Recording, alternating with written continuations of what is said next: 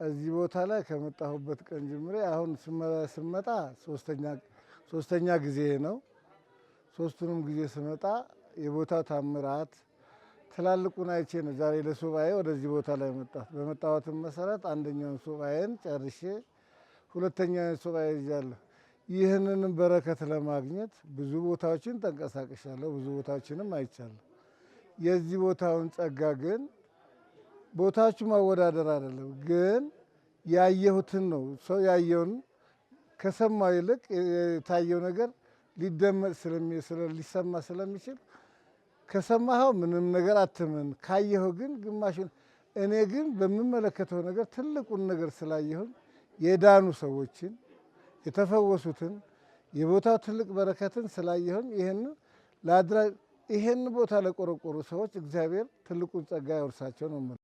ጉባኤው እንግዲህ እኔ የመጣሁት ከመሀል ከተማ ነው፣ ከአዲስ አበባ ነው። በመሰረቱ አዲስ አበባ ከተማ ውስጥ ሆኜ ይሄንን አላየሁም። የተሟላ መምህራኖቹ ከሚናገሩት እንደ ውሃ ሰው ሲጠማው እንዴት ነው የምጠጣው? ውሃ ትጠጣለህ። ውሃ ሲጠጣ የሰው ልጅ ይረካል። የእነዚህ ስትማሩ ዝም ብለህ የምትሰማው ሳይሆን ሳትወድ በግድህ ወደ ሰውነትህ የሚገባ መምህራኖች ናቸው። ስለ እውነት ነው እኔ እዛ ከተማ ውስጥ አውቃቸዋለሁ። ግን ከተማ ውስጥ እንደዚህ አይነቱን ትምህርት ለምን አላስተማሩም? ምክንያቱም ሰዎችን እንዲረዱ እኔ እስከዛሬ ድረስ በመጽሐፍ ሁሉንም ቀን እያንዳንዱን ቀን የሚናገሩትን ሳልይዝ የቀረበበት ቀን የለኝም። ምክንያቱም የምትሰማውን ለማረጋገጥ መጽሐፍ ቅዱስን ታገላብጣለህ።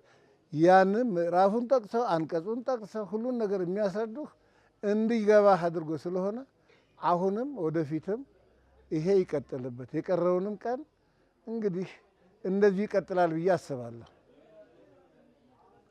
እና የተባረከ ነው ጉባኤያችሁ። እንከን የማይወጣበት ምንም ይሄ ነው ብለህ የማትለው የተሟላ ጉባኤ ነው። ዛሬም ለጠየቃችሁኝ እንግዲህ እግዚአብሔር እናንተንም እግዚአብሔር ያክብርልኝ።